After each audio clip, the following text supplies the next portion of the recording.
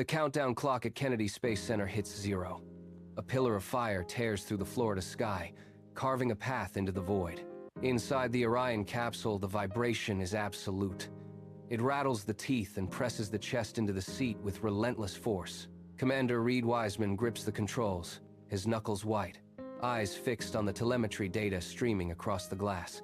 Then, the roar falls away, the engines cut, and the crushing weight of gravity vanishes. He is 400,000 kilometers from the surface, drifting into the deepest silence humanity has ever dared to inhabit. Wiseman stares out the porthole. The blue curve of the world he just left is shrinking, turning into a marble lost in a sea of ink. He thinks of the kitchen table, the quiet of his house, and the 2 daughters he tucked into bed only hours before the final countdown. He had spent his final night on Earth finalizing his will, a stark reminder that this journey is a one-way gamble with the infinite. He is not just a pilot, he is a father suspended in the dark. The sun vanished. The lunar shadow swept over the Orion craft, turning the cabin into a tomb of artificial light. Wiseman flipped the comm switch, but the radio yielded only a hollow, rhythmic hiss. No mission control, no ground chatter, no signal. The silence was absolute, pressing against the hull with the weight of the entire void. He floated in the center of the cockpit, watching the stars through the reinforced glass.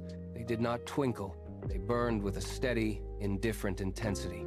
His hand drifted to his side, fingers brushing the fabric of his flight suit. He felt a hard, irregular lump in his pocket. He reached in and pulled out a small, crushed cookie, a secret gift, tucked away by his daughter. The crumbs spilled onto his palm, a tiny, fragile piece of home in the middle of the abyss.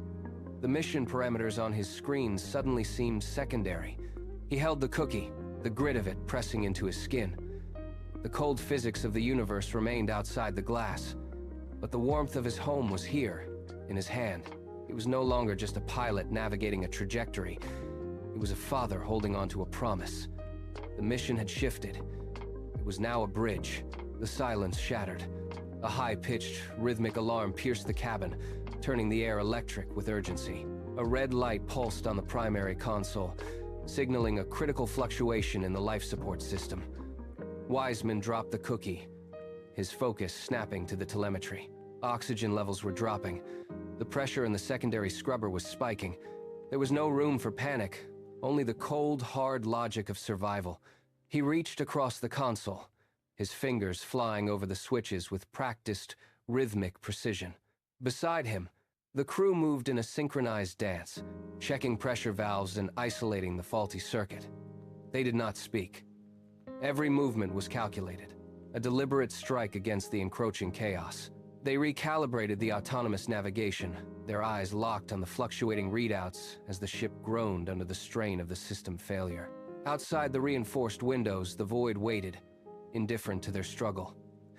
They were a thin, fragile line between the continuation of human ambition and the crushing weight of the vacuum. Wiseman tightened his grip on the manual override, his breath steady, his mind clear. He watched the pressure gauge climb back into the green. The alarm cut out. The descent began with a shudder. The Orion craft slammed into the upper layers of the atmosphere, transforming the silence of the void into a deafening, metallic roar.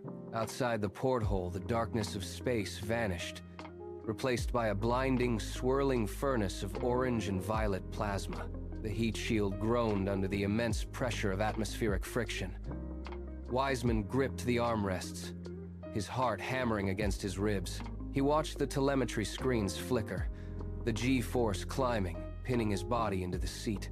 He thought of the kitchen table back home, the simple sound of laughter, and the mundane beauty of a life he had once taken for granted. The ship bucked, a violent, unpredictable motion. He held his breath, eyes fixed on the altitude gauge as it plummeted. Then, the sequence triggered. A sharp, thunderous crack echoed through the hull. A split second later, the main parachutes deployed. The ship jerked, a massive, bone-jarring deceleration that threw him forward against the harness. The plasma glow faded, leaving only the blue expanse of the sky visible through the glass. He exhaled, the tension in his shoulders finally breaking. The ocean rushed up to meet them, a vast, churning expanse of blue. The capsule hit the water with a heavy, muffled thud. bobbing violently before settling into the swell. Wiseman unbuckled, his movements stiff and heavy after days of weightlessness. He reached for the manual release, turning the handle until the seal broke with a sharp hiss. The hatch swung outward. Instantly, the cabin filled with the sharp, raw scent of salt air and the warmth of the afternoon sun. He pulled himself toward the opening, looking out at the endless horizon. The mission was over. They had survived the cold, radiation-soaked vacuum, but the true scale of the journey only hit him now. He looked down at the water, then back toward the sky. We do not go to the stars to escape our world. We go to realize how fragile, how singular, and how precious this blue home truly is. The journey ends where it began, in the quiet, waiting embrace of the only place we have ever known.